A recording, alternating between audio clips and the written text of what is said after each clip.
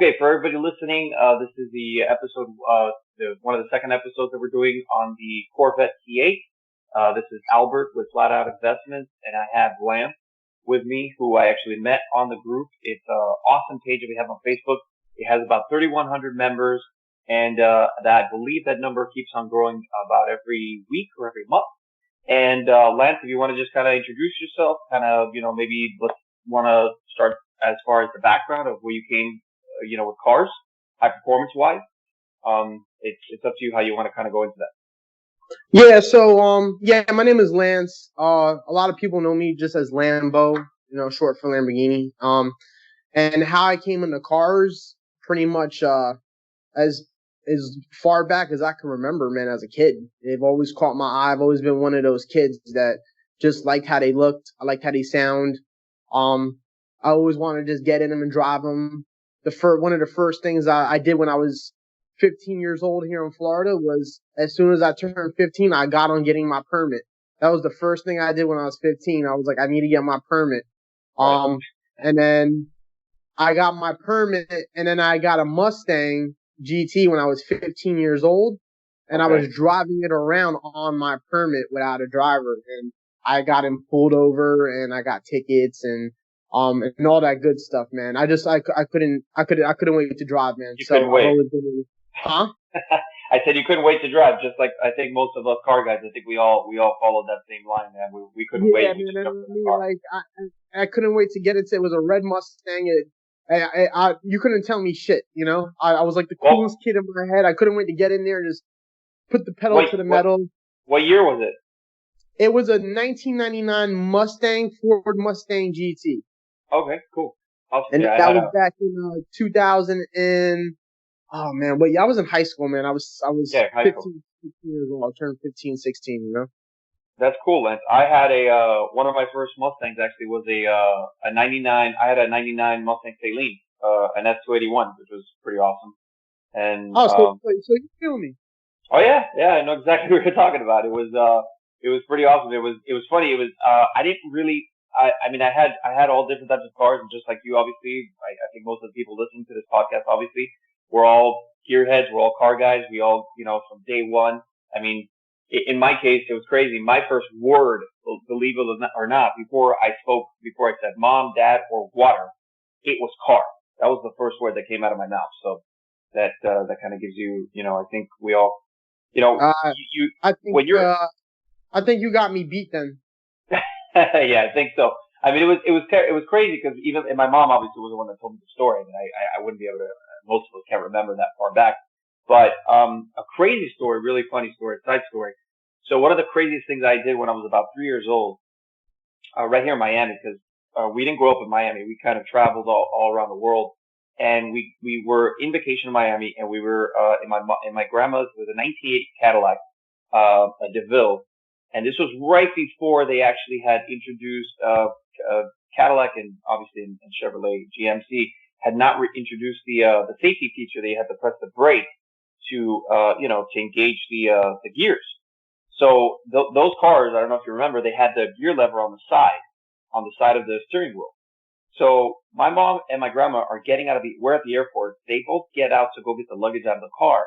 Dude, I crawled over to the car and fucking put that bitch in drive, and the car started moving. And both my mom and my grandmother are freaking the fuck out. They were freaking out so bad they were trying to get the car to stop. They didn't think to jump in the car and put it in park. And it was just crazy.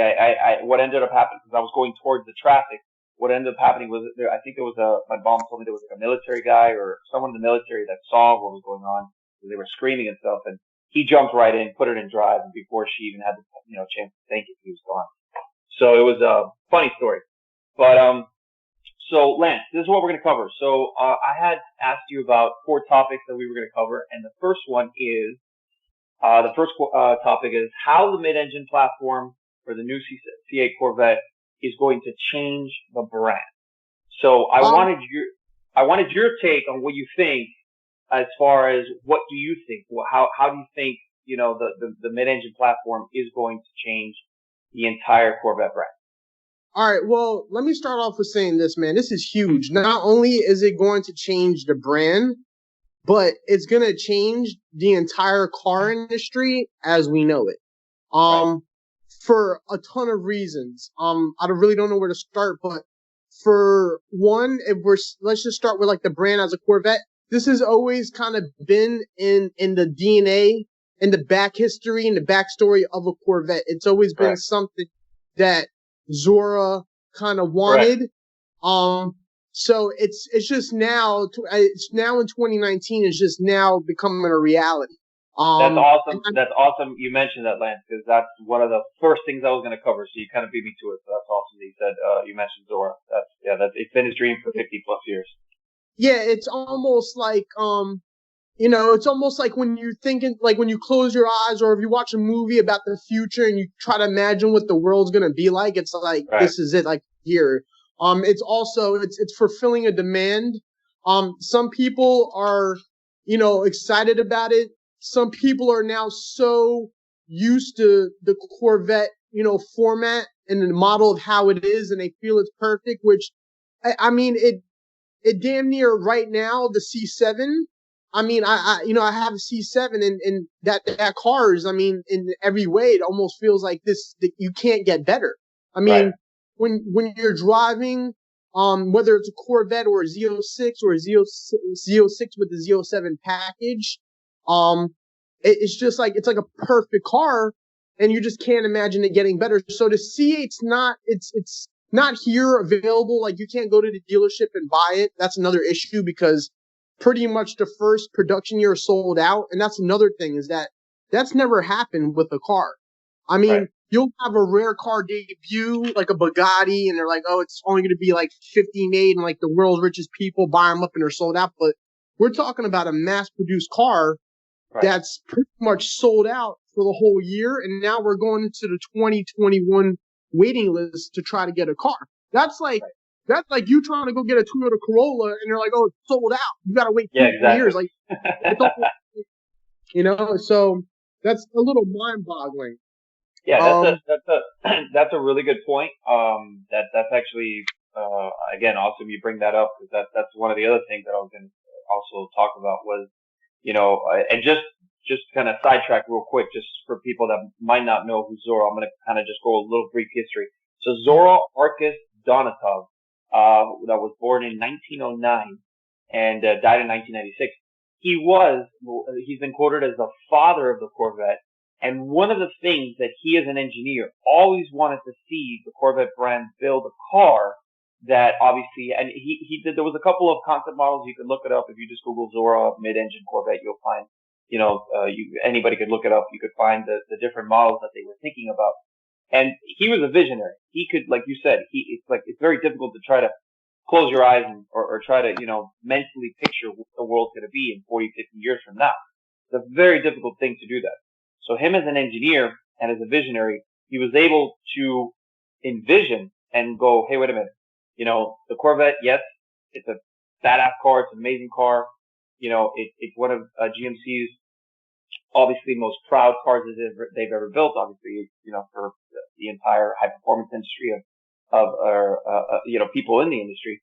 And, it stands for something. It's always stood for American ingenuity. Unfortunately, as we all know, it took a while. I mean, obviously it met its purpose, with the Stingray. One of my favorite all-time Corvettes, obviously, is the split window Stingray.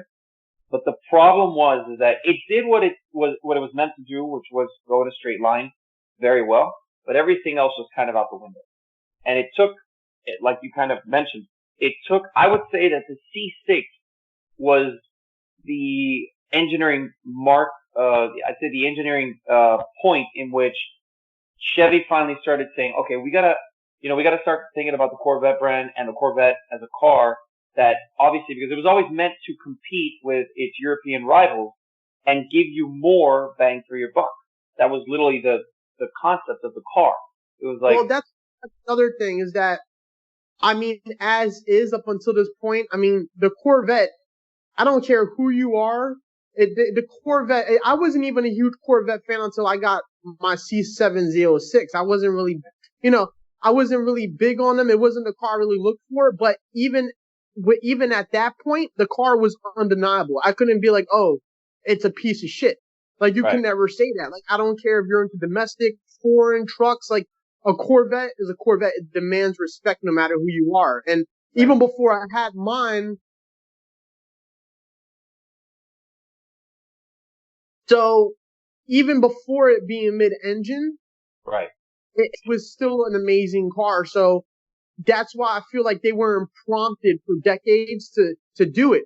But Right. one of the points he made, and which I could see, is with the ZR1 that they have now, and with the C7 Z06, especially with the Z07 package being Right. 650 horsepower. When I drive the thing, it's mind blowing. I mean, it almost feels like if you were to like blindfold me and I didn't know what car I was in, just because I know cars probably, but you could fool somebody and be like, you're in a Lamborghini. You know, Right. with the Well, no, power, more. with the sound, More. you know.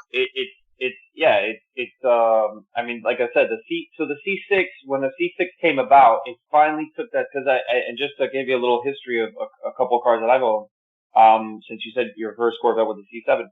So I had a C5.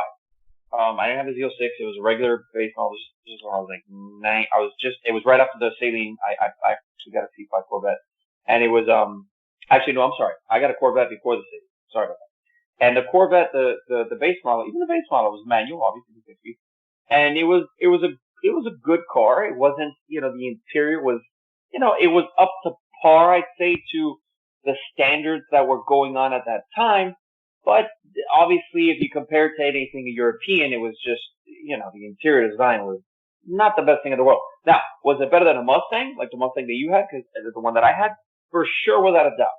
The one thing that I hated about the Mustang, man, and that's one of the things that they've always they always needed to change and to really try to break through and make something new or make something better, was their interiors. Their interiors were a fucking piece of shit.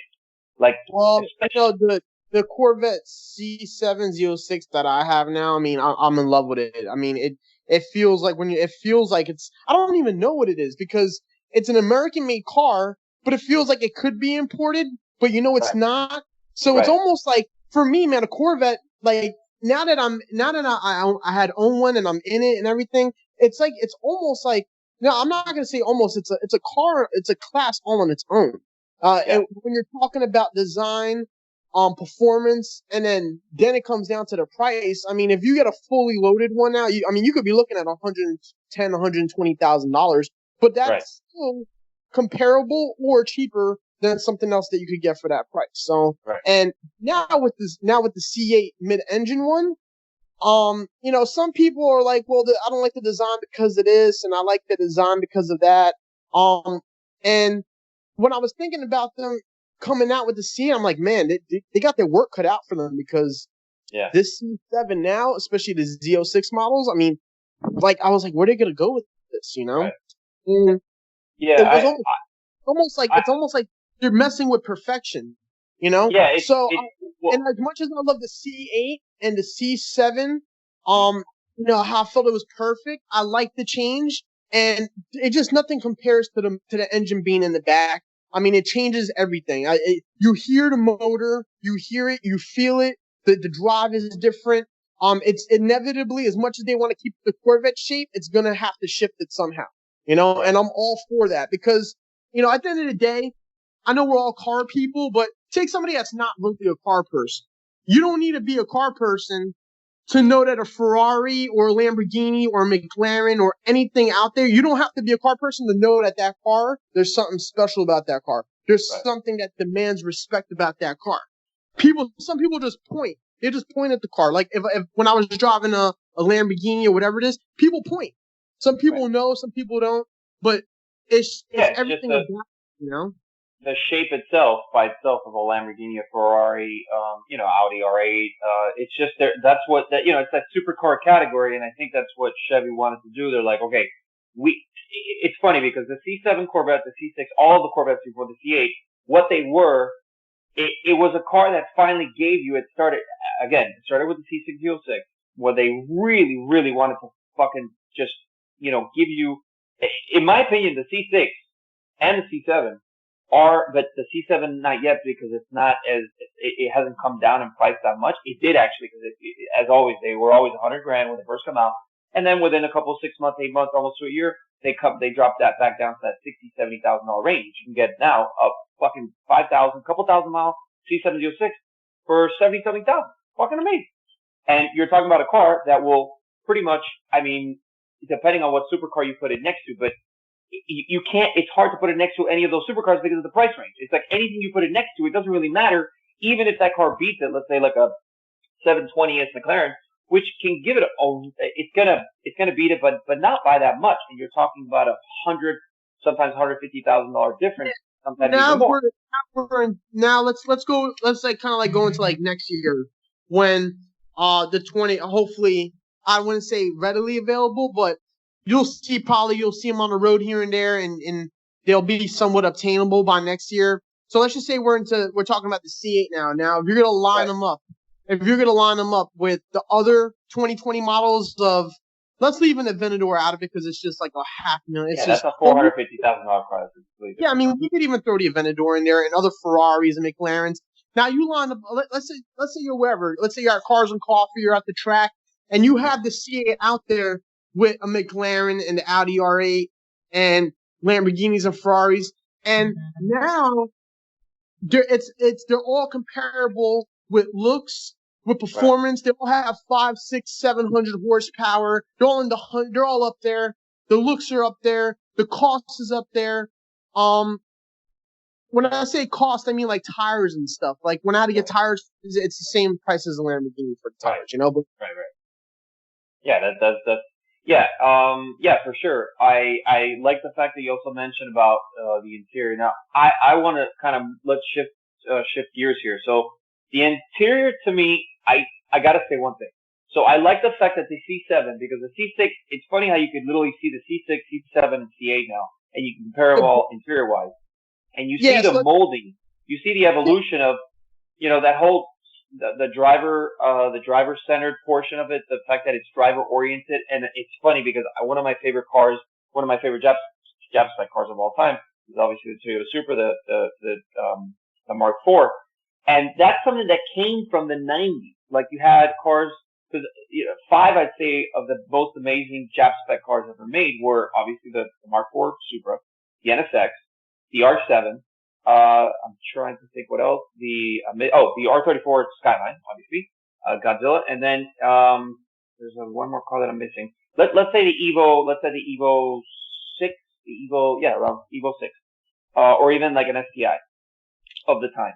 And those cars, those 4 cars that I mentioned, they, especially the Supra, had that cockpit, which what Corvette literally is branded the interior as a stealth,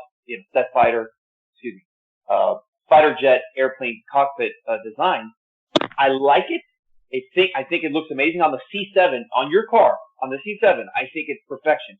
On the C8, I don't know how I feel. I don't. I'm gonna tell you straight up. I do not like that fucking thing that looks like a giant iPad, like a fucking mini iPad sticking out of the dash, out of the side of the gauge cluster. Well, that's what I was saying about 5 minutes ago. Looking at the C7, Z06 model, I should say. I look at the car and it's like the car is perfection. Yeah. So when we started talking about the C8, I'm like, man, they're going to be messing with perfection here. It's going to be, it's like, I almost felt like if you have something perfect and you go to add something, like you could ruin it by adding it. Right. That's kind of how I feel about certain aspects of the C8. Like the wheels for one. There's certain things about the interior I don't like. Let's go over that. What don't you like about the interior on the C8? Like that iPad looking thing. Looks like there's an iPad stuck in the middle of the dashboard. Exactly. And the placement of the buttons coming down. Yes. And number 2 on my list as well, man. The first picture that I saw the interior, I just saw that lineup of the buttons, and I'm like, what the fuck is that?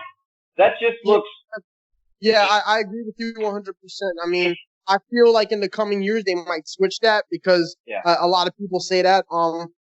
It's the iPad screen like in the middle, like on the C7, the screen's in a perfect place, and it actually drops up and it drops back down. Right, it drops down. That's the fucking coolest thing. That is seriously, whoever invented that, whoever was the designer behind that idea, and decided they're like, hey, listen, let's do something. Let's put a screen. And then when you press this, this button, you could actually put the screen down and put your glasses or put whatever the hell you want there. Put your stash of cash. That was one of the best. When I saw that, I'm like, holy shit. Whoever came up with the idea is, fuck, give him a goddamn brace right now. Like, that guy knew what he was doing. That team, whoever came up with that idea. For me, the C706 is perfect in every way for me as a person. I mean, I don't like, me personally, I love the hard top that you could clip it off, remove it, and put it in. I love how it looks. I don't drive the car unless I can take the top off. Right. If I have to put it on because it's raining, I will. But I love how it looks with the top clipped off. I don't like the convertibles, but I understand, especially for the older guys that don't want to deal with that stuff. And the Corvette, a lot of Corvettes do cater to a larger percentage of older males that drive the Corvette. I 100% get it. But for me, hard top, target, clip off, whatever you want to call it. The C706 is perfect in every way. The interior, I mean, there's nothing they really could have done with that car. Some people say they don't like the back of it. I love the back of it. So now when I look at that and we go to the C8, there's honestly things that I don't like about the C8, but I do feel that in a weird way, the C8 is a better car overall. I just don't like the wheels. I don't I kind of don't like the steering wheel. I don't like the buttons, but I do like the seats. I do like a lot of other things about it. I like the dash, and I do overall like the body, but I've been seeing mock-ups of the Z06 version of the C8, and it just makes the scoop on that side. It makes the scoop way more aggressive. There's extra vents in the fender. So, but the same thing with the C7. I mean, the C7 looks awesome until a C7Z06. Yeah. When a Z06 pulls up next to the C7, that's when that's when you could really see the differences, obviously, in the wide body, and it just makes like a humongous difference on when you're looking at it, and obviously performance, what it could do. But, okay, well, that's Z07, Z06 is perfect to me in every way. And, it's like I said, there's things I don't like about the C8, but I like the C8 so much that I'm willing to overlook that stuff. And the rims could be changed. You can't really change. Yeah, that's bullshit, though. Wheels are bullshit. Anything you could modify easily is not really a problem, right? Hey, are you still there? Oh, yeah, I'm here. Yeah, that's like me nitpicking at this point. Like, the wheels and the thing I don't like. Oh, another thing with the C8, I don't like that little baby spoiler that they're putting on there. I think the car looks way better without a spoiler. I like how stupid it looks without it. I totally agree with you as well. I think that spoiler, obviously it doesn't need that much of a spoiler though, because the aerodynamic drag that the car has right now, it really doesn't need a gigantic one, but I agree with you. It looks like, what the hell's going on here? You fucking what is it?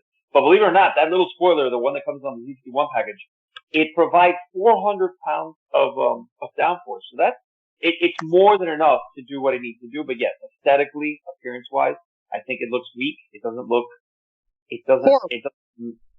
match. It literally looks like someone just fucking put it on like a little stick, just put it in the back, and here you go. It looks like a spoiler. It's horrible. Right. For me personally, when it comes to the C8, I mean, I love the car, I love the design. And it's hard to think that, it could be even better, but it was like that with the C7, and then they came out with the Z06 and the ZR1, and it kind of just changes the whole look of it on top of that, Exactly. Other than that, I mean, I like the car. I like how it looks. Well, I'll say this. So, just before we move into the second thing that we were going to cover, two things I wanted to mention. So, just going back to what I was saying about the C6. So, when the C6 was coming about, and that was actually it's funny because when the C6 was the engineer, the team of engineers that built that car, they really knew what the hell they were doing. They really, went all out trying to make one of the best cars that they had ever made. They really put a lot of effort into it. And engineering wise, everything wise, design wise. And one of the things that a lot of people were like from when you mentioned was the target top. They eliminated the target top. You can only get it on the Grand Sport.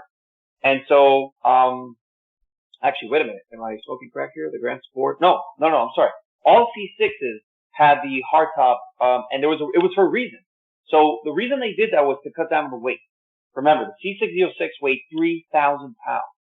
Now that's that sweet spot. Anything less than that, you're really talking about a fucking light car as compared to cars today. Newer cars. 3,000 pounds was like, holy shit, it was magic. I'm like, fuck, 3,000 pounds, that's awesome. Because with 500, even 550 horsepower, 600 horsepower, 3,000 pound car, it will, without a doubt, it'll run a fucking 10 all day long. No problems.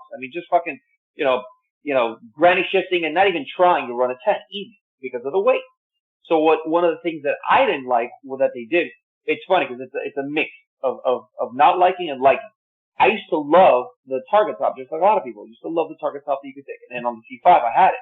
You just drop it in the back. You had that special place that had the lock so you could put it in. You lift up the hatch, and there you go. Now you got a fucking, and it looks amazing with the target top off. And you're in Miami. I'm in West Palm. We're in Florida. that's the only way to roll. Sure. That's the only way to roll. That's the only way to roll. That's it. Yeah, you gotta, it's just, it changes the entire experience of when you're driving as well. You hear the car more, you hear the outside, you're in the environment now. You're not just like. It changes the look of the car. It changes the feel of the car. It makes it almost feel like it's a whole different car. For sure. But the problem is that when they did that, they now added, and there was a lot of, obviously, when they did the chassis stiffening that they did, because they had to add that to bring the target top back, they added almost 500 pounds to the car. The C706 weighs 35, I don't want to quote me on the exact amount, but I know it's 3,500 plus. So. I get that. I know it's 500 pounds more, but me personally, I think a lot of people are going to disagree with me because they're just hardcore gearheads, but I'll take the 500 pounds for the target top.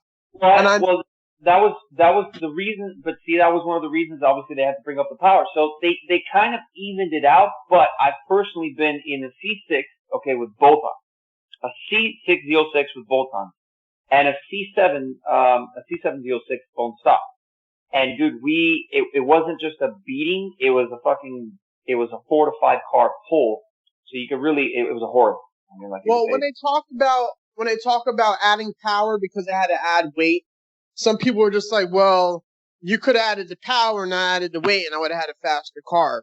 And I get that, but a little off topic here. The Supras, the Toyota Supras, the hard tops go for the most money. If you have the twin turbo hard top Supra, right. 5-speed or 6-speed, I think it's 6-speed it came with.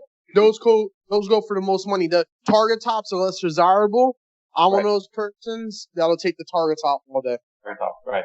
Yeah, what I think, again, they brought something back. They're trying to, every single time they remake, the body, they obviously have to go through the life cycle of the car. And, it's been usually it's 8 between, decades, 8 to 9 years. Sometimes it goes into 7 years, but usually it's 8 to 9 years. They decide, okay, this is what we're going to do. Now, as far as the look of the car, the way that they designed the C7 was fucking awesome. I'll tell you this. When I saw the C8, I don't like one thing, and I'm going to tell you what it is. And I know what the problem with not doing this is, but I still kind of disagree with what they did. Going back to Zorro.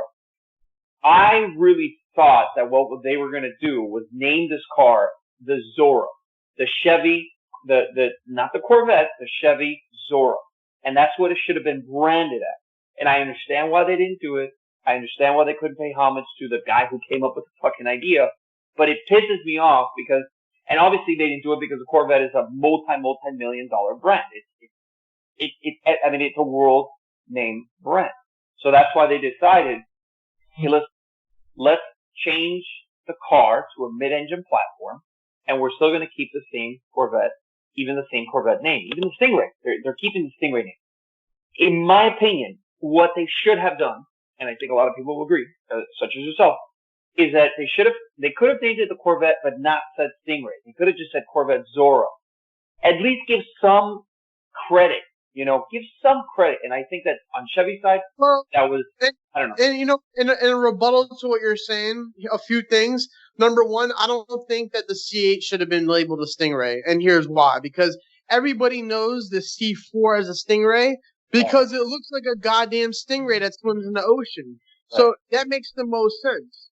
And then when they did the C7, they did a really good job modernizing the C4 into something out of this world, similar to what Dodge did with the Challenger. They did an amazing job retroing the car, but changing it. But when you look at it, you think exactly of the old school car, unlike the Dodge Charger that looks nothing like the old Charger. Exactly. You know? No, So Charger's I a piece think of that shit. the C8, I do not think that the C8 should have been labeled a Stingray because it looks nothing like a Stingray. Right. It looks like a Lamborghini and a Ferrari and a McLaren had an orgy, man. You know what I'm saying? That's what it looks like. It looks nothing like a C8, but they do kind of pay homage and respect to Zora by calling the Z06 models and the ZR1 and throwing the Z in there. And they still have a chance to redeem themselves because I think that would be cool if they came out with a Corvette called Corvette Zora and just have it and they have a chance by doing that by, let's say they have the C8 and then they have the C8 Z06 and then they drop a ZR1 version or another version and they just call it the Zora. So they still have a chance to do that. They still have a chance. And a lot of people, that's right. A lot of people have been saying that, and hopefully we'll see it maybe on the ZR1. Another thing that we talk about, what I wanted to kind of cover real quick on the ZR1 model of the C7. I think that they have lost they haven't lost anything. I know what they're doing. They're just trying to maximize their platform, and that's fine. But I completely disagree with the C7 ZR1. I think it's a complete fucking waste of money. And anybody that disagrees, I'm sorry, you're just going to your facts. If you want to buy a limited edition C7 ZR1 to say that you have a ZR1, you paid $140,000 for it. That's what they're going to the dealerships. You might be able to find one for $125,000, $130,000. Let me cut you off right there. I agree with you 1,000%. I tell everybody that they talk about this and that is C7, the Z06, the ZR1. The C7. Now let me go. There's no point. It's the same car. The Z06 and the ZR1 are exactly what they do. Add an aero package and what, 100 horsepower? I'm going to pay fucking $80,000 for that? $70,000? That's fucking stupid. What they're doing, they're bamboozling that one person that has the money to blow that kind of doesn't care, wants that, I guess, status or whatever. I think maybe if I had, let's say if I hit the Powerball, and I had a collection of cars, I might get it for shits and giggles. Yeah, just to say you have one, right? Just to say you have a ZR1. Oh, I don't only have a Z06, but I got a ZR1 as well. And you're gonna have enough. And there is people I've seen on YouTube and stuff that they have a Z06 and a ZR1. Sure, so I mean, it just depends. Me personally, I wouldn't say for my situation, but for my opinion, I'm gonna base my arguments off of base sticker prices. So I'm not 100% accurate, but I feel like the C7 Stingray was about $55,000, and then the Z06 started at like $79,000, $80,000, and then the ZR1 starts at like 130-ish, and then depending on this and the options and all that. So from the Z06, so here's my point: from the Z06 to the ZR1, you're looking at 80. You're looking at 90, 100, 110. You're looking at like $40,000 to $45,000 more on average for 100 horsepower more and a flared out bumper and a sticker that's the ZR1 when you can simply buy a Z06, save your $40,000 and get a pulley and a tune and you'll have just as much power. Exactly. And there's just So that's something I wanted to, and what makes me mad is if we go back to the C6. See, the CR1 and the Z06 were always different. They were different Corvettes.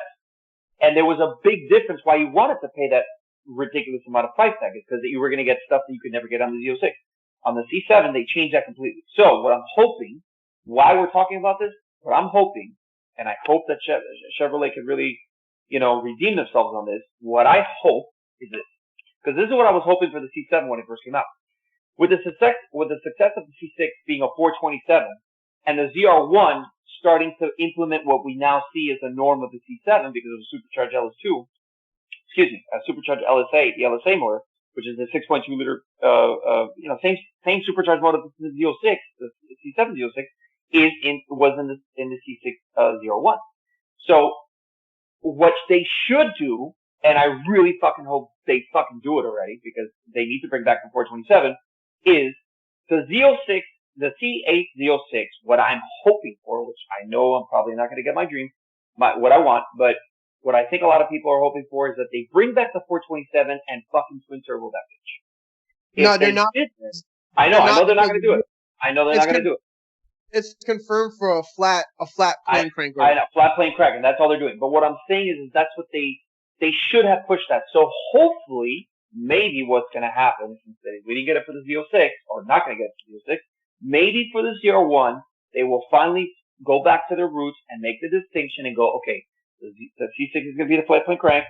Obviously, it's going to be on boost. We know it's going to be a twin turbo setup. Hopefully for the Z01, we'll get something really special where they bring back the fucking 427, blow that motherfucker, twin turbo that bitch, and fucking push 1,000 horsepower. Because that's where they're going. That's the only place they can go. Two things before we go off topic and before I forget, because we're talking on a lot of things. One is that there was rumors that they were going to keep the C7 and produce the C8 side by side. So, like, for the next, 2 or 3 years, you can still buy a C7 and still buy a C8. And I thought that was a great idea. And I guess that was just rumors or considered, but that's definitely something they're not doing. But I feel they should have done that. Especially now with the C8 not being available. But I think they figure what's the point? If we're going to have this car, why even keep the old car? Right. And the amount of and what the C8, what are a lot of people that are mad about? I think a lot of people are mad. Obviously, a lot of C7 owners like you, I think, are mad. Obviously, not that they're going out there to want, that they're thinking about so much of appreciation or depreciation. But what I think a lot of C7 owners are pissed off about is the fact that the C8 has literally fucking floored the price, and it's still dropping. It's really going to come. I'm glad you brought that up because you're 100% right, and this is something else I was going to say. It's like you read my mind. You're 100% correct. The C8 introduction and it being in production and now going to go on sale and it being sold out and all this stuff. Yeah, it has hurt the value of the C8 for two reasons. One is that happens to every year, make and model of every vehicle and every car. You mean the value of the C7? Yeah, even if you talk about a Honda Accord, 2 years down the road, your Honda Accord you'll be lucky it's worth half. So it's almost normal. Like there's nothing different. The only difference is that Corvettes are enthusiasts. So not only do you have the depreciation of time and miles inevitably, but now you have the enthusiasts on top of that are not even going to look at that, and now their attention's on the C8. So it hurts it even more than normal cars do. Right. So, if I were to go buy, a Honda Accord today, in 2 years, if I were to buy, let's say, for $25,000, I'd be lucky if I could sell it for 12 or 13, even with low miles. I'd be lucky, Right. But yeah, because we're enthusiasts and we're looking at that, people are almost treating the C7 like it's yesterday's news, like it's underwears that that we wore to the gym and they're in the laundry now, But a lot of. With that being said, I'm very in tune to a lot of things, and I'm a businessman, so I knew that the C7, I knew that the C8 mid-engine was coming out. We all knew it was coming out for a while. We just didn't have concrete photos or evidence, but we all knew it was coming out. So when I bought my C7, I kept that in mind. So keep in mind, my C7, brand new from the dealership, with tax and everything out the door, with the Z07 package, competition seats, the aero kit and everything, was about $125,000. I had every carbon fiber option, had the carbon ceramic brakes, had every imaginable option you can think of. Was $125 out the door. Now, with that being said, I was not the first owner. I was the second owner. I bought the car a year and a half later. You will not believe for how much. Yeah, $70,000. Huh? $70,000, right? I bought it for $75,000. There you go. So that's near a 40% drop. And people, I don't know why people are so surprised at that. You're not, because you pretty much guessed it, but people are surprised at that. I'm like, what are you talking about? It's been like that. It's been like that since day one. Everything. That's how it's always been. People buy an S-Class AMG Mercedes for $130,000, $140,000. Even more. You really think you're going to get a penny over $70,000, $80,000 12 months down the road? And if you do, I don't know what world you're living in. And the people that do buy cars like that have some kind of knowledge on how money. If you're buying a car for over $100,000, you've gotten to the point where you can spend $100,000. You kind of know how business and money works. So, Right. I mean, I don't know why people are so surprised at that, But no, I'd say people that are surprised, I think just don't. I don't think too many people are surprised. I just think that what I was mentioning is that it's a shame that the C8 in moving forward, right, and becoming something brand new, it's put this. Unfortunately, it's kind of hindering the C7 into this, like what you said. It's like, oh, it's old news. It's the old C7. That's fucking old. That's the old car. Who gives a shit about that? For a perfect example, this is a 100% real life example that can't be argued because I'm an individual living on this planet with my money that is going to go into the market for a car. So it can't be argued because I'm one person. There could be one person like me. There could be 1,000 people like me, but I'm one person. I might have a small effect, but I was looking at Lamborghini Huracans. I've been saving for a while. I was looking at it and I'm like, yo, I want to get a Huracan. I'm just waiting on it to drop from $250,000, $250,000, somewhere closer to the $100,000 range, like maybe like 120, 130, and that'd be amazing to have a Huracan at that price. Almost like with the Gallardos. The Gallardos were $250,000. Right. Now you could put up for 60, 70, 80, Right. And that's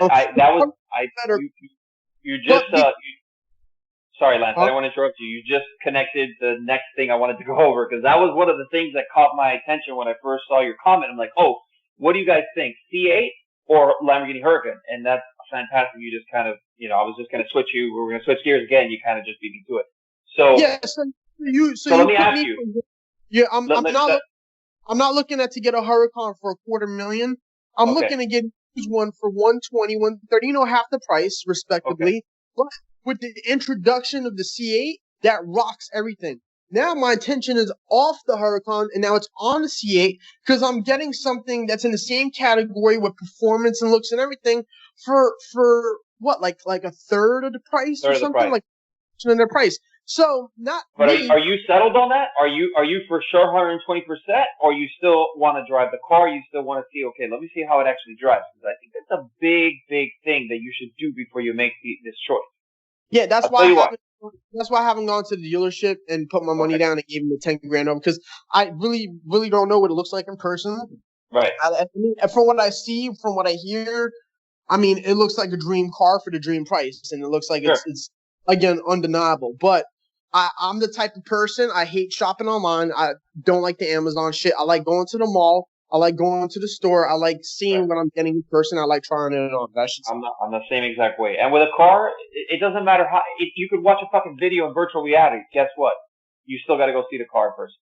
That'll never change. That will never change. There's a big difference between seeing something in person, especially a car, and how it drives and how you feel about it. That's a big thing. There's a big difference when you see something in a picture or again, wearing a virtual reality headset.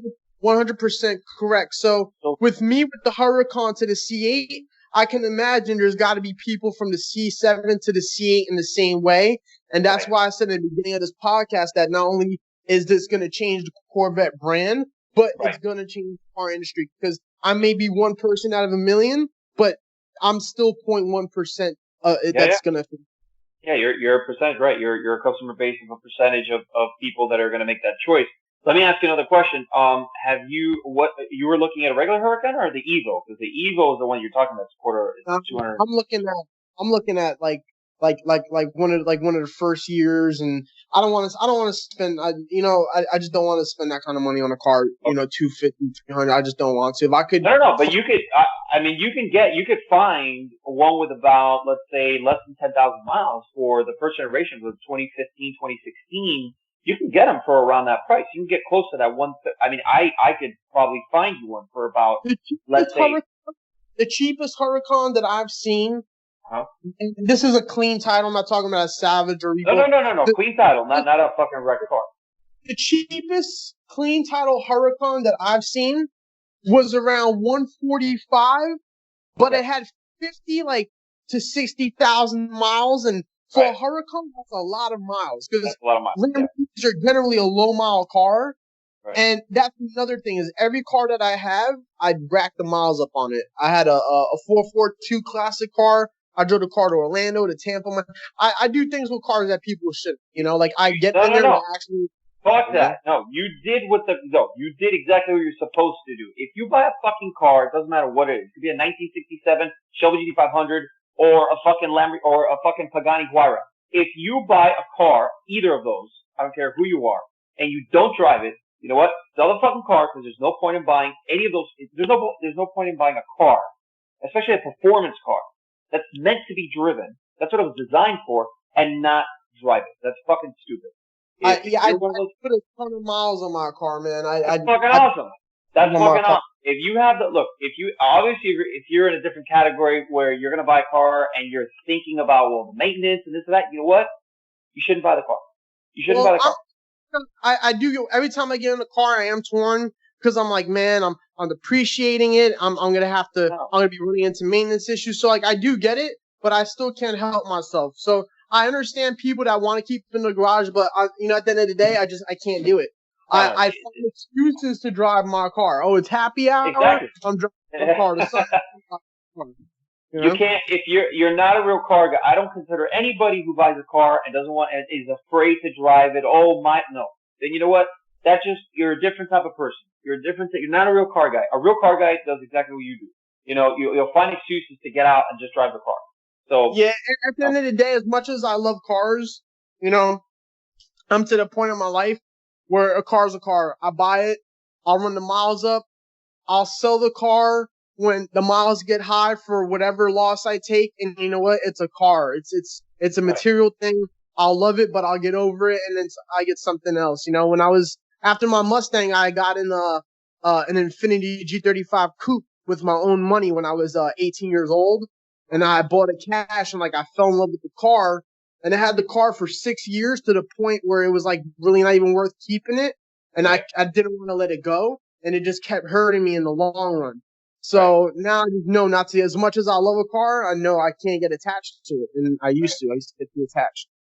Well, but I think on the contrary to that, now since you're more established, you got your own business, I think now you're more in a position to be able to keep the car and not have to worry about, I'm going to have to sell it in a couple of years or, and wouldn't you say that? But the more expensive a car is, the more expensive everything is. The more expensive that goes hand in hand. So let me ask you this. As far as Lamborghini, so have you test driven a Huracan yet? I've drove every Lamborghini you can imagine, man. I've drove a Countach, I've drove a Diablo, I drove a Gallardo, a Huracan, an Aventador, a Murcielago. So what do you think? The only Lamborghinis I haven't driven is shit like a Reventon or a Centauro or Vienna. The Elemental, like those are extremely rare cars that you would never be able to touch anyway. So I totally, it's not easy cars to even talk about, let alone try to get in and drive. So what did you think? Let me ask you this. What did you think of the Huracan when you test drove it? What did you think of the transmission? What did you think of how it felt as a four-wheel drive car that puts almost 70% of its power to the rear wheels? Because I wanted to give you my experience with it, but I wanted to hear what you thought of the car. I like it. I think it's the first daily drivable Lamborghini to ever be offered. The Gallardo was supposed to be, but the Gallardo just has too many issues. Right. Well, the Gallardo, that's what it was. It slowly but surely, year after year, it finally built up. I'd say within the fourth year of its actual, launch. That's when it finally, with the E-Gear, they had some things that they had to work out, some of the electronics, and I do agree with what you're saying. The interiors of those cars, man, they would fucking just fall apart. I mean, you would see one with. I would never.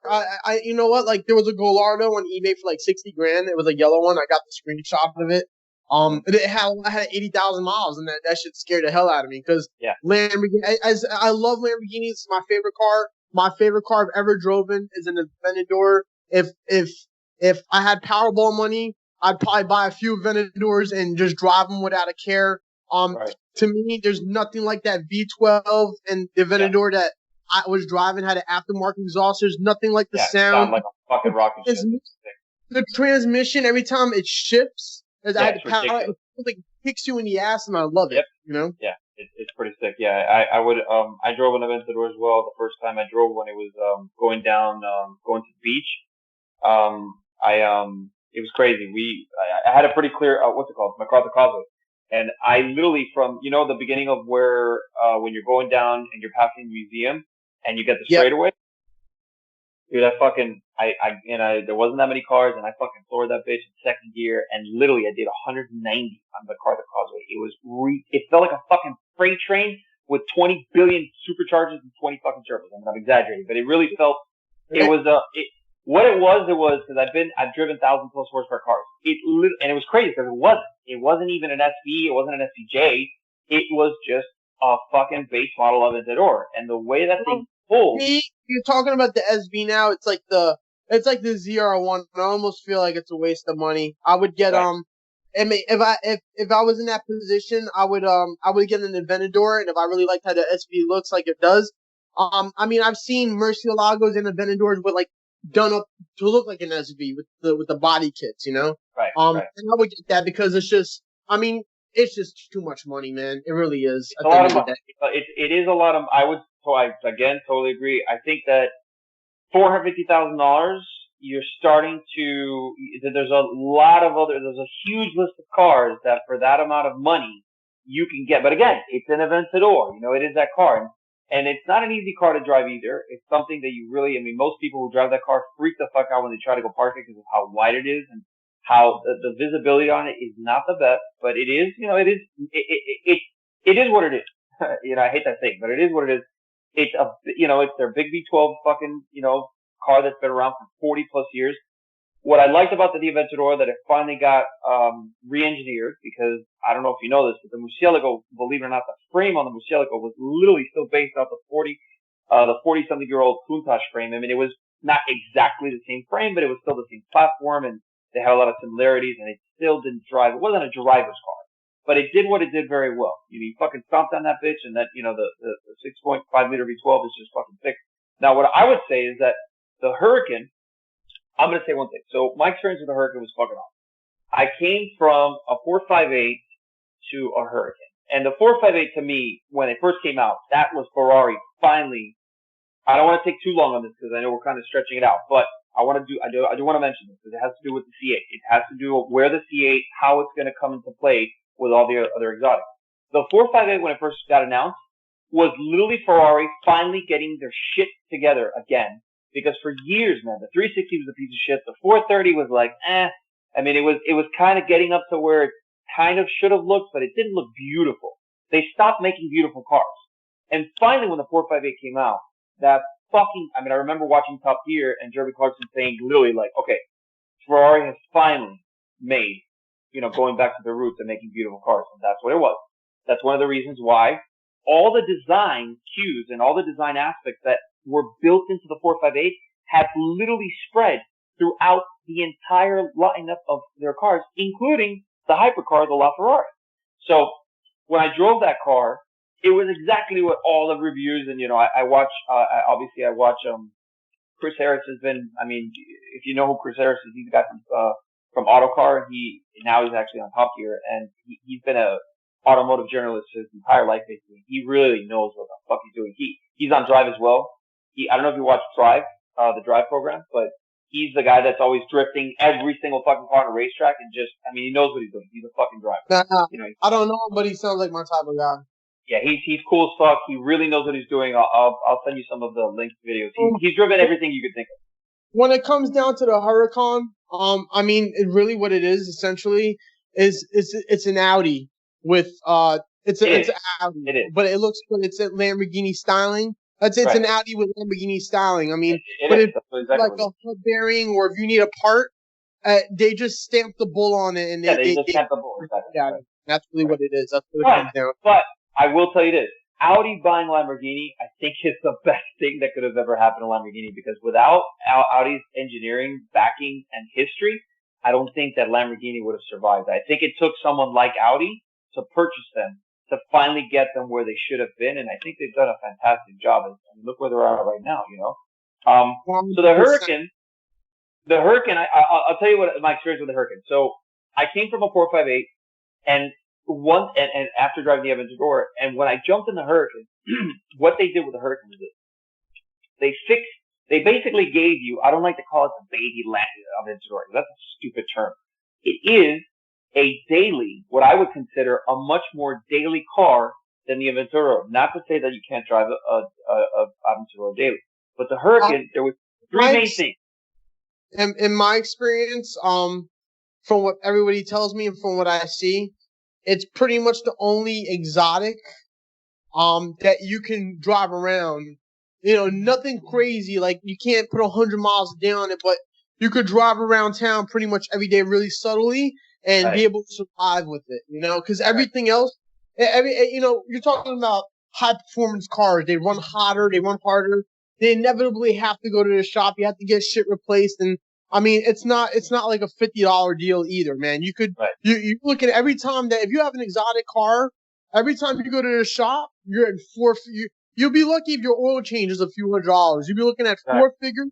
And if you're lucky, if you don't need a clutch, you'll be looking at 5-figure repairs. It's really nuts if you think about it, you know? But people make money and they like art.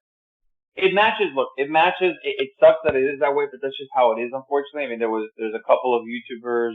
There was one YouTuber, Corsa. I forgot the guy's name. Something Corsa. He actually had a couple Bugattis. He had a Veyron. He did his own oil change. He made an awesome video. I'm doing my own oil change on a Bugatti. How hard is it?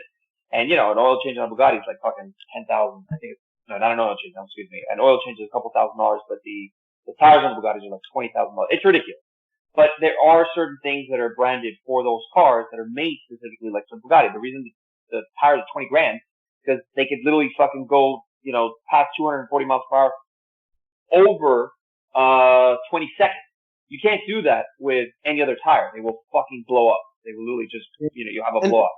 That's what makes it special, though, because, you know, everything's expensive on them. And, I mean, you pay for what you get for it. There's a reason why. All the parts that go into it, I mean, it's a reason why. I mean, yeah, there's a little upcharge there. I mean, they could I mean, look what Corvette did with the C8. They're giving us damn near a supercar for 60 grand. So there's a little bit of upcharge there. But, you know, when you start breaking it down, you look at the Italian leather and the suede and Alcazara and, you know, and the tires and the carbon ceramic brakes and some of that paint used, like that yellow pearl on the Lamborghini. Like, you know, I get it.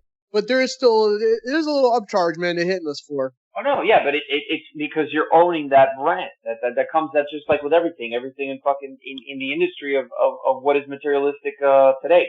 That's everything. It's the difference between buying a smartwatch from Samsung or buying a fucking Breitling watch. It's gonna cost you $40,000. I mean, obviously it's an electronic smartwatch compared to a timepiece. But I'm just saying that it's just like everything. But talking about the Aventador, I don't think it's a $450,000 car, and I'm gonna tell you why. And if you gave me the choice right now, if you told me, would you get an Aventador or a fucking Hurricane? I would take a fucking Hurricane, take it to fucking underground racing, 2,000 horsepower, fuck everybody. Yeah, 2,000 horsepower on a daily car. Yeah, being rational, I mean, 100%, it's not even a discussion. It's the Huracan's more practical, more doable, more affordable. But that goes, like I said, like if you're buying a car that's more expensive, everything else is going to come with it. It's going to demand more gas. The insurance is going to be higher. Yeah. If I won the Powerball and I had $500 million, if I was a billionaire, I'd be the Aventador would be my daily driver. I don't give a shit. Yeah, that would be my at that point. Yeah, when you're at that level. Well, so this is what I was going to say. So with the Hurricane, there's three things that I didn't like about it, and they're fixable. But there were three things that I really didn't like about it. So the first thing is the seating position. You sit way too high. Now I know why they did that. I know why. So I'm not saying that they did something wrong. I'm just saying that me personally, if you go from a 458 to a Hurricane, the first thing you notice is the seating position, and it's wrong. It's too high. Now they did that on purpose, so most people that are buying these cars, that's the thing. Most people that are buying these cars, it's going to give them better visibility. So I understand why they did that. Now, is it a stupid thing? It's not. They did it on purpose. They know the people, they know the market, they know who they're selling to. One of the things that I loved about the car was that it was four-wheel drive, but no way, it's not anywhere near what used to be on the Gallardo. So one of the things I fucking hate about the Gallardo, four-wheel drive, when you drive four-wheel drive for Gallardo, it literally, you might as well fucking drive a piece of wood with fucking four wheels on it. It literally felt the same. It didn't feel, you couldn't feel the suspension, you couldn't feel the road, you couldn't feel the steering feel at all. There was nothing to feel. It's just, you're turning and, okay, the car's going in that direction. So, what they did was, I like Gallardos back in the day. I don't like them anymore. Well, look, hold on. So, hear me out. So with the Hurricane, what they did is they fucking threw all that shit out the window and they made a four-wheel drive car. Now, when I drive these cars, I fucking push the shit out of them. drift the fuck out of them, fucking, what's called Canadian flicks everywhere. And I wanted to test, this is how you test out these cars. This is how you take it to the limit of what it's capable of. And with the 458, it was absolutely amazing. The rack on that car, the steering rack is so fucking short. It's like a fucking Formula One car. It's amazing. You just breathe on the steering wheel and you just give a tiny little bit of tug and you fucking floor it in a corner and you're sideways, and as long as you can catch it and you know how to counter steer and you know what you're doing, it's fucking perfect. It's awesome. It's amazing. It's like driving, cause I'm a huge, I love BMWs and I've been, I had E36s, E46s. It's very hard to get that type of, suspension geometry, and Ferrari fucking nailed it. So when you go from a 458 to the Hurricane, now, the one thing that I love is the 5.2 liter V10. There is nothing like that engine. That fucking thing it's just, and when you put it a full, straight pipe exhaust or like a army trick exhaust, it is fucking bliss. It's just V10 fucking symphony. There's nothing like that engine. It sounds absolutely amazing. Every time you downshift, the way it sounds, it's fucking raw and it's amazing. And the power and the torque that you get out of it is awesome. What I did like was the four-wheel drive on that car now feels it gets very close to what feeling, like a two-wheel drive car, a rear-wheel drive car, which was amazing. It's a very difficult thing to do that. So, when you try to put the car sideways, you gotta try a little bit harder than the 458, obviously, because it is four-wheel drive. But the point is that it's adaptive. When the four-wheel drive needs to act like a four-wheel drive, it does so. Obviously, it's a quattro system. And then when you want to put it sideways, you want to get fucking sideways, you want to drift that bitch, if you know how to do it, it will do it. So that was awesome. And the transmission was the number one thing that I fucking loved, was comparing it with an Aventador. The Aventador had one of the most clunky, ridiculous, and I know why it had to be that way, because it's got a whole fucking, 600 plus horsepower on a daily basis. It was a single clutch, and that's why it felt the way it did. How clunky, even with the automatic on, which is not something I would ever use, but I wanted to try out the car. So that's one thing that they fixed on the Hurricane, and now that evolution of engineering has obviously gone into all the new Aventadors. So when I read your comment that you said, should I go with a C8 or a Hurricane? This is what I was going to tell you. And that's why I was waiting to speak to you. So I would wait. Obviously, you've driven the Hurricane. I would wait till you drive the C8 for you to make your decision, because there is obviously a price difference, but there's also the other difference that we talked about, the masses, right? There's going to be a lot of C8s, and I'm not saying you don't see a lot of Hurricanes here in Miami. You do see them, but you're not going to see them as much as obviously a C8. So it depends on what you want to do. If you're going to take the extra cash, right, that you're going to save without buying the Hurricane and putting it into the C8, and maybe you could get half of that cash that you'd be spending on the Hurricane and turn the C8 into a fucking more badass car than the Hurricane, for sure. The question becomes, what car do you want? What car do you want, and why do you want that car? So it sounds like, and obviously since you have a C7, it'd be nice to have something a little different than another Corvette, right? But obviously the C8 is a completely different car than the C7. So, yeah. So I think obviously if you drive the car, I would wait till you drive the car. Once you drive it, then you can make a decision. I think that would be the smartest thing that you could do. So let's shift into the second thing here, because we're going on an hour. I told you, the time flies by. Real quick though, before we go to that, the only issue with the price thing is that I'm looking for a Huracan when they drop in the next year or two, closer to the $100,000 mark, let's say 120, 130. Right. I'm still going to be looking at a 2015 Huracan. So it's still good. So now we're talking about a 5-year-old Lamborghini, and everything is still going to be more expensive as opposed to a brand new 2020 or 2021 C8 for 70, 80,000 brand new with warranty, where everything is going to be cheaper still. So it's almost, I'm still looking at something that's half the price for something that's way more. It's almost, like I said, it's almost not. It's a no-brainer. It's a no-brainer for someone that's in your position that has the funds and has the ability of saying, oh, well, do I want a Hurricane or do I want a C8? I totally agree. I agree with everything you just said. It's sure. You're going to get a 5-year-old Hurricane that's not covered under warranty in any way, shape, or form. And anything that might go wrong is going to cost you a fucking arm and a leg, and another fucking arm and a leg in your balls, and a lung, and on the C8 everything will be covered. So I totally listen, but And there's you know things, what? The C8's not looking bad at all. I mean, you put it next to a Huracan. I mean, it's not like the Huracan blows the C8 away, and it's not like the C8 like outdoes the Huracan. I mean, you're like now when you're talking about appearance wise, just a parked car. It's equally as nice. well, I'd say not stock.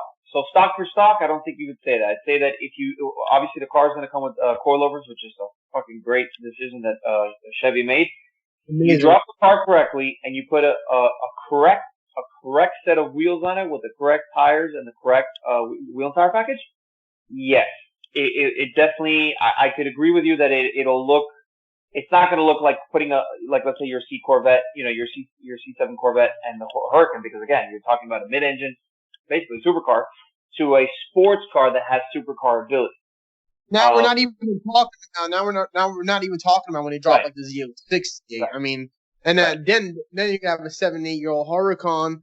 It's just it's the Corvette's really fucking shit up, man.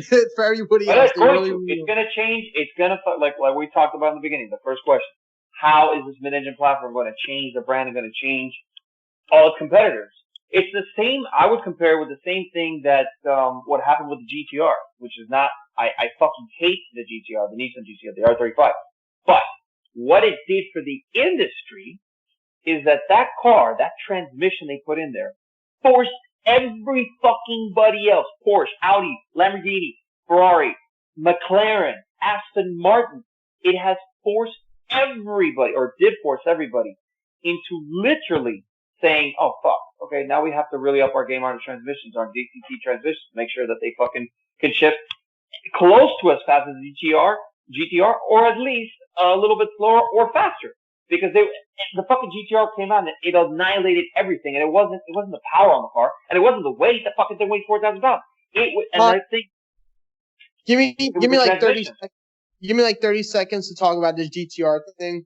When Okay, the GTR dropped, it was like the C8.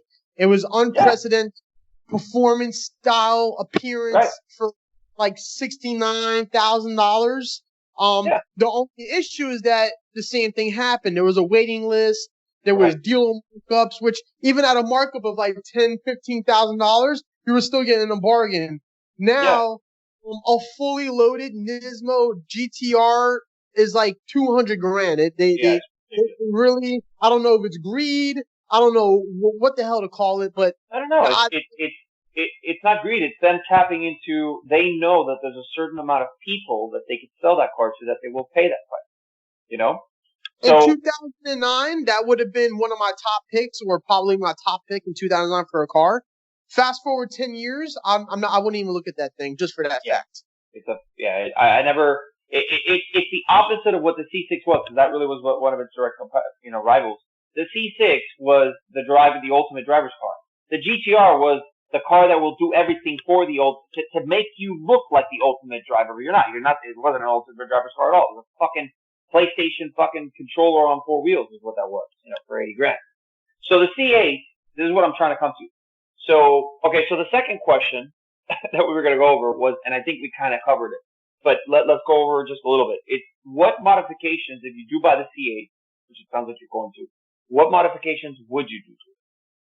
Well, with the Z06, the C7 Z06 now, for anybody, a pulley and a tune is just a necessity. I mean, it's the most basic, most affordable mod, and it bumps you up like an extra 100 horsepower. I mean, it's a no-brainer.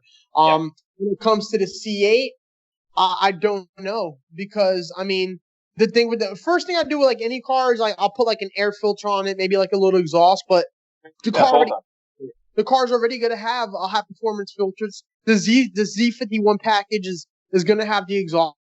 So that I mean, was my I don't next know question. Are you gonna, if you do get the C8, are you gonna get the Z51 package, or would you go with an LT3, LT2, or LT1? To tell you the truth, man, 100%, I don't know what I'm going to do yet. I don't know if I'm just going to go with a base model and try to do it up myself, or if I'm going to go with a 51, or now just wait it out for Z06 if it's going to be a problem with the markups and the waiting list. And by that time, the Z06 is coming out in 24 months right behind this one.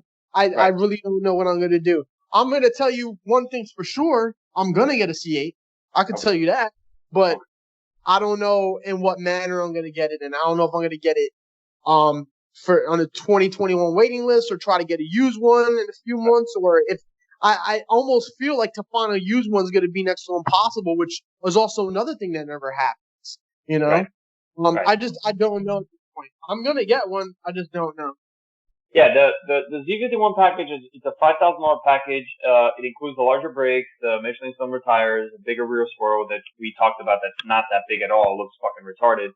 And it also covers the what else? Oh, that's pretty much it. So it's $5,000. What can you do with $5,000? Well, think about what you could do with $5,000 with the C7. You could do a lot. You could fucking bring up the car to fucking 300 horsepower, around 300 horsepower, 250 horsepower. It comes to that, like what, like ZR1's not worth it. A pulley and a tune, and you're at a ZR1. So I gotta really look more into that. One thing I know for sure is that I don't like any of the wheel options that they have. Exactly. So I'm probably gonna get aftermarket wheels. So then, so that's what we're going to do. That's something we want to talk about, but we're not going to talk about it on the podcast because that's something that we still have to kind of introduce. So we'll do that off the podcast. But I'm going to send you 3 renders. I want you to look at them, and I want you to, tell me what you think and which ones you would go with. And then if you want, maybe another day we'll cover that on another podcast. But I'll send it to you after the podcast, and I want you to tell me what you think. I think you'll probably love one. You're going to love one of them because all 3 look amazing. Are you going to tell me what you send them to me right now, like on Messenger or something? I'll send them to you. Well, no. That's what I'm saying. I don't want to send them to you now. We'll do it after the podcast, and then we'll maybe do another podcast talking about that. And that'll be a completely separate thing. I just wanted to kind of keep with the 4 things that we wrote down and that we were going to talk about. So we kind of covered. So the modifications, as far as you just said, you don't know yet just because you don't know. But like you said, the number one thing would be wheels, and that's awesome that you said that because that's the number one fucking thing, in my opinion. I think every single person that's going to buy one. That's the first thing I want to do because the fucking stock wheels, all of them, are shit. They look like garbage. So, which is kind of crazy because like they nailed it. The wheels on my C7. I'll tell you why. I'm going to tell you why. I'm going to tell you why. They know that their concern is not the wheels. Their concern was just slap something on there that it doesn't matter. People are going to change it. They know that 50% of the people are going to buy this car, maybe even more, 60, 70%, for sure, without a doubt, at one point, are going to change the wheel. It's just a given. They were like, don't even spend time on this. Just grab something off the fucking, the design of the wheels that they might have had, and people they didn't go crazy with it. But I'll tell you this: if you get the C7 ZR1 wheels, if they would have made a little bit of a design with that wheel design, that split spoke always looks great on Corvette. So they could have just grabbed something like that. I personally I think all the C7 wheels look good, but I think they absolutely nailed it on the C7 Z06, the rims that I have. Like, I don't even think about getting aftermarket on them. And I don't understand because they did such a good job there. And then they just I feel like somebody lost some brain cells going into the C8. I just don't know. Right. Yeah, I'm telling you, all the energy was going into everything else but the wheels. They didn't even give a fuck. They're just like, slap something on there. It doesn't matter what they look. We don't care. Okay, and then we went over that. My next question, actually, the third question was why choose a C8? We ran through that, and the fourth was talk about supercars, hypercars, and how they will be competing against the C8. So we kind of ran through that. Everything already. Yeah, we kind of ran through that, but I wanted your opinion on something. Was this? So, because the first question we talked about, how is this car going to impact the entire industry of mid-engine, supercars? I mean, not hypercars. That's a different level, but supercars. And I think. What do you consider the difference between a hypercar and a supercar?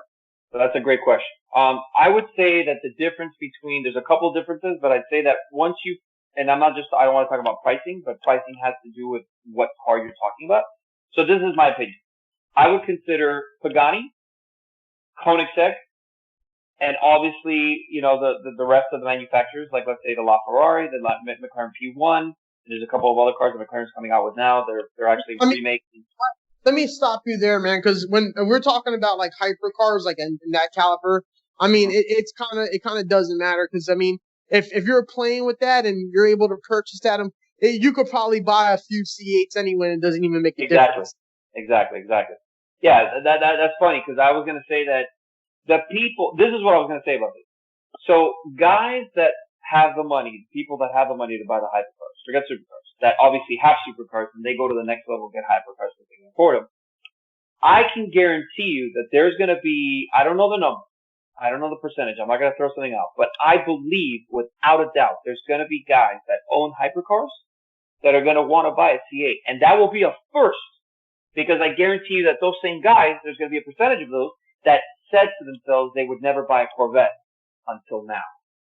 So, yeah, what they're going to do is they're going to use the Corvette as their grocery getter, so this way they don't put miles on their hypercars. So they have something similar that they could drive around to the dog park, or they could go to wherever on the whatever and they don't have to worry about parking somewhere and somebody's scratch. So for them, a $60,000, $70,000 Corvette, it's a supercar, sports car.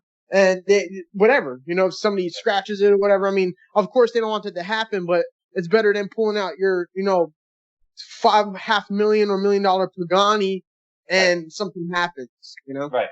Yeah. So you asked me a great question. What's the difference between a hypercar and a supercar? What do I consider? Well, I consider, like I said, Koenigsegg, Pagani, and then the rest, like I said, the LaFerrari, the P1, the trying to think. Oh, the Aston Martin, like cars like a 177, the Aston Martin Vulcan, the Aston Martin Valkyrie. That's definitely a hypercar. The new Mercedes, the GT1.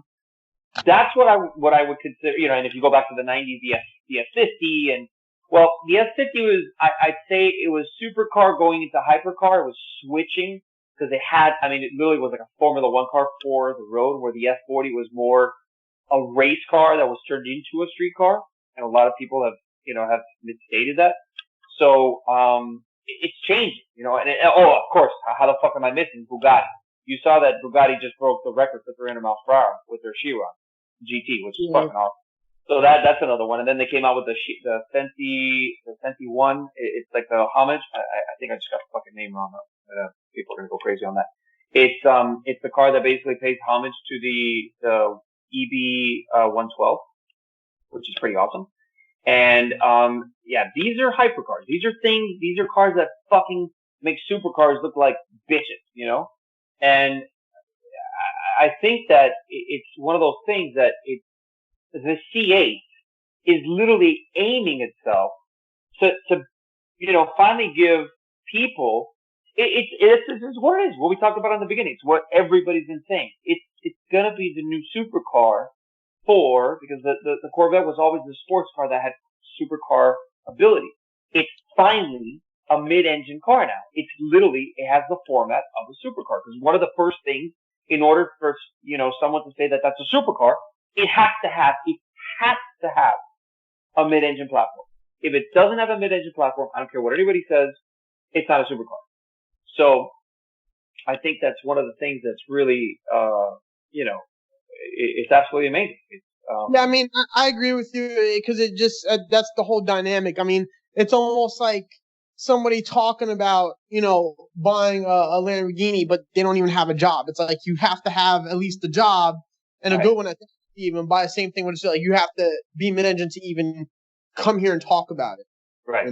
The name, by the way, that I completely fucked up. It's called the Bugatti, the Cento Dessi, or Desci, Italian. So it's basically it's the 100. I probably can't afford it, and so I don't even worry about pronouncing it. It's $9 million. I'm not looking. It's a little expensive. That's a lot of money for that car. I mean, those cars are on a different level, but that's what I would consider hypercar to supercar. But even the supercars today, man, I mean, the level, man, of how much the bar has been raised. And again, that's what the C8 represents. It's literally Chevy raising the bar on a car that has been fucking, around for 70 plus years and now is going to move into this level. So I think we pretty much covered everything we wanted to talk about. Is there anything else you wanted to kind of maybe mention or, right before we end the podcast? We touched down on a lot of stuff, man. Yeah, I told you, the time flies when you start talking about cars on the podcast. It's real quick. Anything that you can think of, anything as far, we got to touch one thing. we have to mention this because this is number one for me, man. It's been number one. It's one of the things that I think I fucking hate about the C8.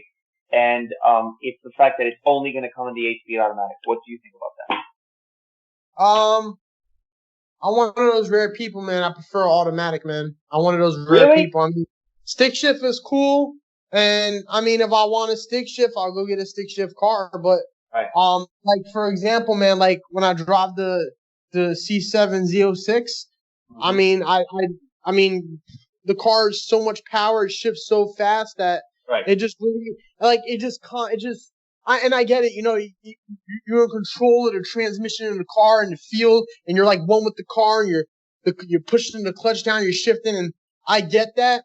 And I almost feel like that's perfect for like certain times and certain cars, like Right. the Supra. Like that's perfect for a Supra, like a twin turbo Supra.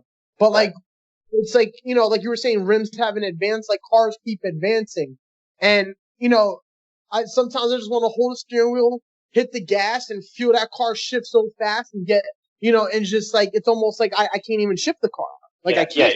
Nobody can come close to shifting anywhere near, even for the past 15 years, any near the DCT transmissions that are out there, dual clutch, single clutch. So I think that people, I get it. They're like, oh man, like, why won't you give us a manual? Like, and I do get that, but I do understand, and I feel like I'm one of the few people that get it, you know, because I get it.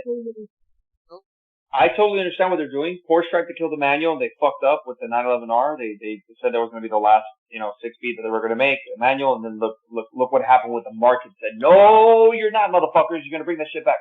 So this is my opinion on it, and I think this is what Chevy should have done. And I don't know why they didn't do it, but I do know why they did it. Because they don't want, they want every single review out there, every single YouTube page, video. They want every single automotive journalist, saying, hey, listen, this is how fast the car is, and it doesn't matter who you are. You get in the car and it's that fast. I understand that, but give us the option. Just make it an option. It wouldn't have cost them anything to just say, okay, listen, guys, we are going to be pushing the automatic, the 8-speed automatic, because it's fucking awesome, the Tremec DCT. We will push it, but if someone wants the fucking, the 7-speed from the Z06, the C7 Z06, hey, we're going to give it to them. And I think that's what you should do. When I'm driving a Z06, and like, let's say if I'm on a boulevard and I'm turning to get on the highway and I turn and I get on the ramp and I floor it, it's just, I just imagine having a shift is going to slow the car down. No, it will. It will. No one's saying that it won't. We all know that no human today can keep up or even be as close to as fast as these dual clutch transmissions, single clutch transmissions. We know that. But there's a disconnect. I think a lot of the a lot of the guys out there that love a manual. And I guarantee you that once there will be a shop, I don't know what, there was actually a shop, I gotta get their name, they were amazing. These guys actually put a 6-speed from an R8 into a Hurricane, which is fucking awesome. So that was pretty amazing. So there are some guys that, obviously have the ability. There will be, without a doubt, there will be guys that are gonna do it. There's gonna be some shop that's gonna probably charge fucking $40,000-$50,000 to do it, maybe a little bit less, $30,000, to convert a C8 into a 7-speed manual from the Z06. For sure, we will see that. Now, and why I can imagine how some people feel that they want the C8 so bad, but they want a manual. This is probably like an extreme analogy, but it's almost like buying a car and you have a chauffeur to drive you in it. And I don't even care if I got a Rolls Royce. Like I'm a driver. Like I don't need a chauffeur, man. Maybe on a rare occasion, and I'll hire somebody to do that. But that's probably what they feel like, is they're getting in the car and they're not really essentially driving the car that they buy. Right. You know? Well, that's my problem with the car itself. Like if you ask me right now, the good discussion we were just talking about, the decision of Hurricane or C8. So you can't buy a manual Hurricane. But I would tell you this. Forget about pricing, right? And that's where this comes down to, is the Hurricane. I understand. I understand why, because there's never been a manual. I mean, they had manual Gallardos and they killed it off. So you have all these manufacturers wanting to kill off the manual. I don't agree with it. I think they should all leave it as an option. But it's not an easy thing to leave as an option, because then you have there's different components, there's different transmissions, that you'd have to have the manual ready to go into a Hurricane, and they have to design that. So I understand from a manufacturer's point of view, why is it that they're not giving the option, but they can do it, and they should do it, and you know what? Put a premium on it. If someone wants a fucking manual, it used to be the other way around, right? It used to be that when you bought a manual, you actually got to spend less for the car. You know, I mean, well, like let's say, for example, in Europe, where automatics were the rare thing, manual was the norm, you had to actually pay more money for an automatic. And now it's switched. And Mustang. Ford did the same thing now with the Shelby, and obviously they have the same. That was the one last thing I wanted to cover. What do you think about Ford and Chevy, or the Mustang and the Corvette now having the same exact 8-speed transmission? What do you think about that? They have it's the same transmission, like exactly the same from a manufacturer. Oh yeah. It's the same exact. Yeah, it's the same Tremec DCT. It's the same exact transmission. I don't know. If it's up to Chevy standards, then I guess the Ford Mustang is on a Chevy Corvette standard. I mean, that's good for Mustang. Then if the engineers are like, yeah, we could put this in the Corvette, and Mustang's using the same part, then I guess Mustang got a good ass training. That's all I said. Well, I think what's going on is that there's been a increase in manufacturing process of certain parts, including transmissions.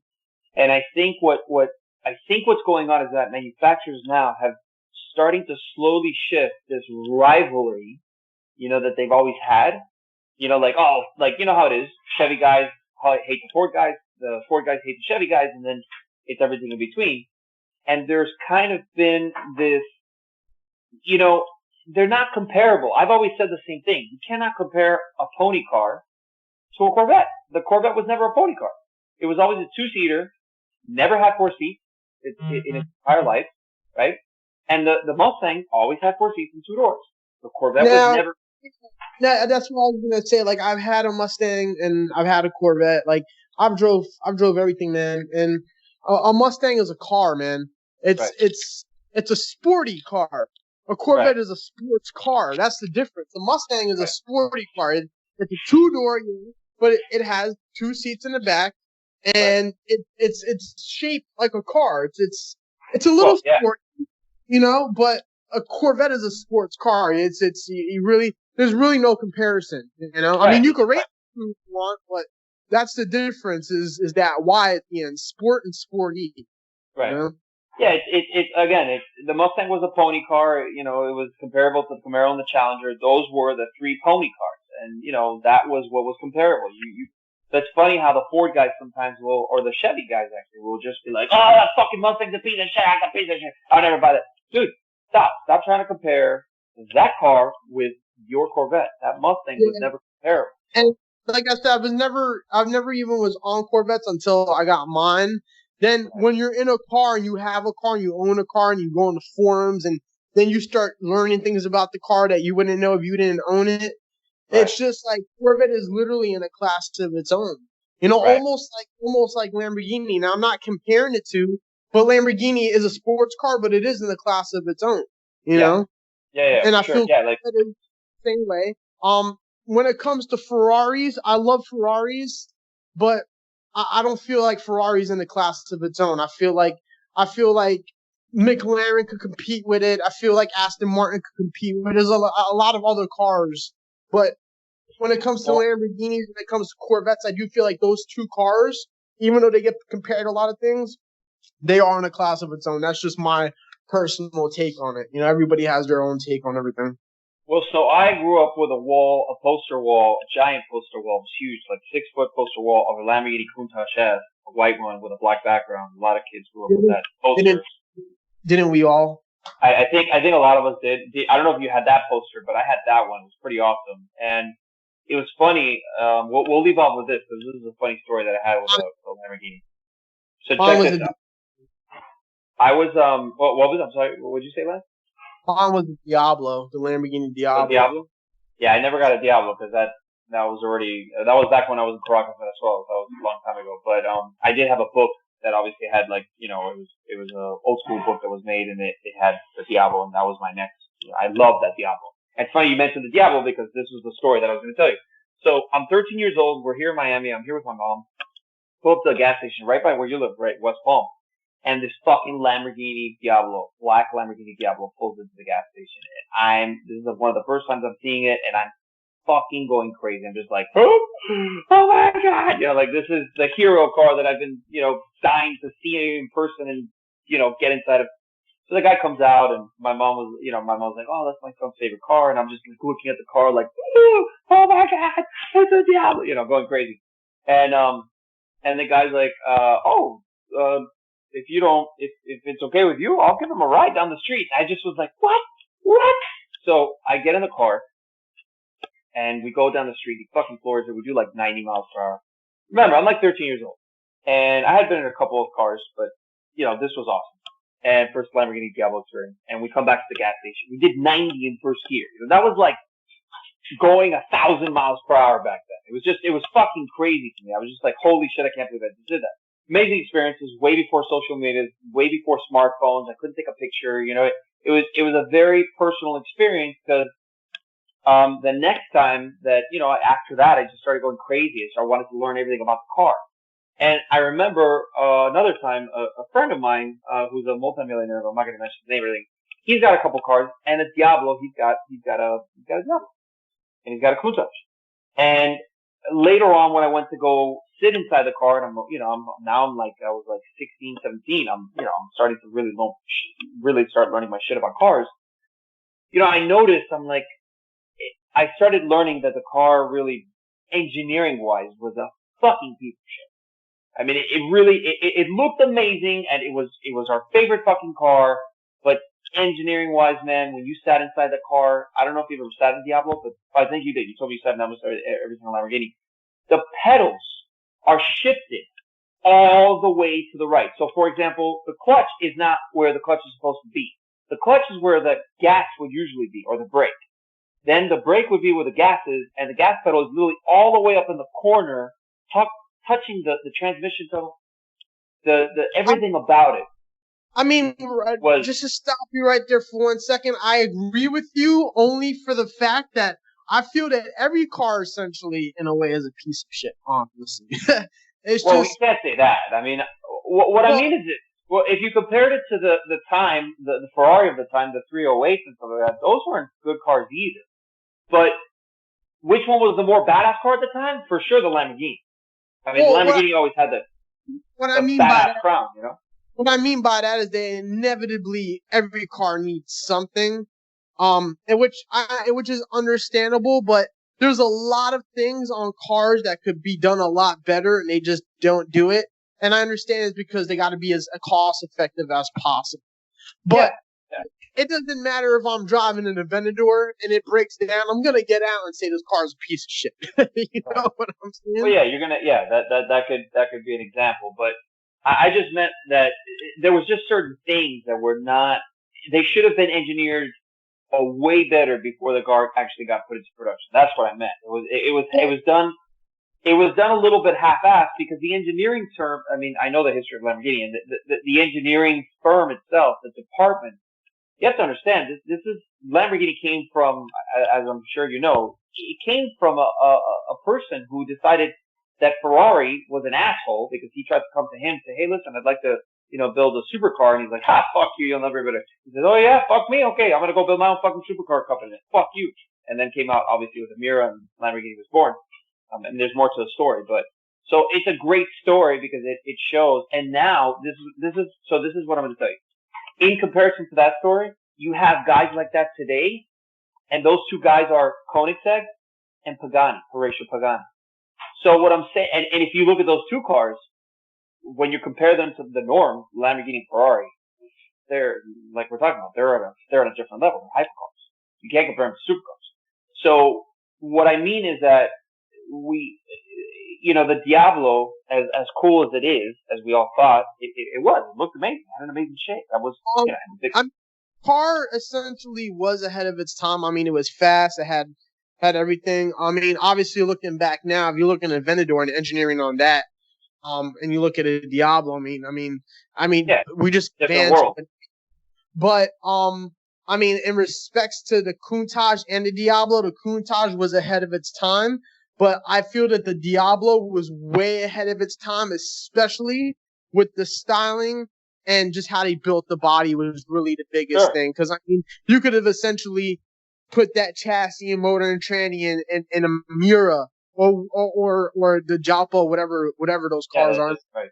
That styling, when they finished it and then they did the styling on the seats, I mean, that car, I mean, even to this day, you see it and it breaks your neck, you know? Yeah, it was one of those cars that it was Diablo. Just the name was like, oh my God, you know, and then obviously even to this day, Diablo is just timeless, and it always will be. sure. More I feel sort of in the Countach, but the Countach is, I think the Diablo out edges a Countach. And I mean, I think it even outdoes a Gallardo. You know, but then when you get to the Murcielago, obviously the Murcielago outdoes the Diablo, but Yeah. I feel like the Diablo outdoes the Gallardo in a lot of ways, man. You know, especially even in the early. I think in the looks department, I would agree with you, but everything else, man, I'm telling you, that thing. Remember the Countach? I don't know if you saw this on Top Gear, but okay, so when you bought a Countach, the factory had to tell you there was a certain way to back up the car. Like if you had to back up into a space, there was a certain way. There was what they call it, the way they came up with a procedure to back the car up, and the procedure was you had to sit door open, sit on the ledge of the car, on the outside body of the ledge, while you had your foot on the gas and the clutch, and literally had to be sitting outside the car. Half your body was sitting outside the car while you were looking back. That was the only correct way or safe way to back up the car into a space and 3-point turn it into a space, without without curb rashing the wheels or fucking up the body or, you know, fucking up the front or side fender. It was crazy. Which I've done in the Aventador. Okay, well, yeah, but the Aventador, you don't have to do it. In the Aventador, you got you have the camera, the backup camera, you have the mirrors that obviously down. Still, I lifted the door up and I'm still making sure I don't curb the rims. Yeah, it's a very wide car. So it's funny, but it's just, and you know, it's funny that they came up with that idea. I mean, Top Gear. And the Diablo both ran very rough. They were just rough running cars. Yeah, they were raw. They were very raw the Gallardo wasn't as rough once they got to the Gallardo, but then the Gallardo was a completely. It was a. I'm telling you, like I said, Audi. If it wasn't for Audi, I remember when Audi first when it was declared that Audi bought Lamborghini, and I'm like, this is the end of Lamborghini. We're never gonna have like an official Italian badass, crazy looking spaceship looking fucking crazy, you know, like what the designs that we always loved from Lamborghini. I thought it was it. It was over. We were gonna get something that was a lot like the R8. And it's funny how when you put those two cars next to each other, I know that they're the same frame. They are the same. They're pretty much the same suspension, everything, same engine, everything, same internal components, everything. But when you change the interior, you change the body of it. When you put those two cars together, man, they both make you feel completely different. You know, they're two different cars for two different people. I probably would never buy an R8 only because if I'm going to buy a Huracan, I'm not going to buy more than one or two. I mean, if I had the money, then yeah, I would buy both. If you told me right now, but in my opinion, my ideal Huracan is an Ithaca Green or Ithaca Verde, you know, the Evo, the Lamborghini Huracan Evo. And obviously, the first thing I would do is I didn't even know this until too long because I thought it was that when the Evo came out that it was two-wheel drive like the 620-2s and the 550-2s and the Balboni edition was all two-wheel drive, which is fucking sick. The Evo is actually four-wheel drive. So what's awesome about that car is that you can literally drop the diff out of that thing, and then you're talking about losing almost 200 plus. I think it's 280, almost maybe 300 pounds. Could be around that weight. You just drop 300 pounds out of the car. And, you know, out of basically the front of the car, which completely changes the dynamics of the car. So, I salute Audi for buying Lamborghini and turning it into the company that it's become, because I think without them, they would have never ended up, you know, where they're at right now. But dude, Lance, I don't want to hold you up. I know it's been an hour and 38 minutes, so we've had a pretty awesome podcast. You gave me any closing thoughts, anything else you want to just add before we end the podcast? Nah, man, we touched on a lot of stuff, man. I think, I think the people that listen to this, I think they're going to get the idea by now. For sure. All right, Lance. Well, it's been awesome to do the podcast with you. I'll send you the link so you can go ahead and spread it out. I'm going to post, obviously I'm going to grab the link. I'm going to put it on the on the Facebook page, the owners, C8 owners and friends. And hopefully we can have another one if you want. Like I said, we'll talk about that other one where we can talk more about, we can go really into depth with the wheels and what we can do with the wheels and what wheels are available, and who are going to be some of the first manufacturers are going to come up with measurement, all that stuff. Like we can maybe go into that. Yes, just send me those renders, man. Okay, I'm going to send you the renders, and if you want, we can do another podcast whenever you want. We can talk about cars, and you want to, spread the word to your friends and all that stuff. I'm more than welcome to have anybody that you want come on the show and talk about. Maybe we could do another one. We could talk about more about the the supercar and the hypercar industry. That's all the crazy stuff that's going on there. Okay, cool. All right, yeah, I'll catch up with you. Okay, cool, Lance. Thank you so much, man. I appreciate it. All right, man. See you later. Man.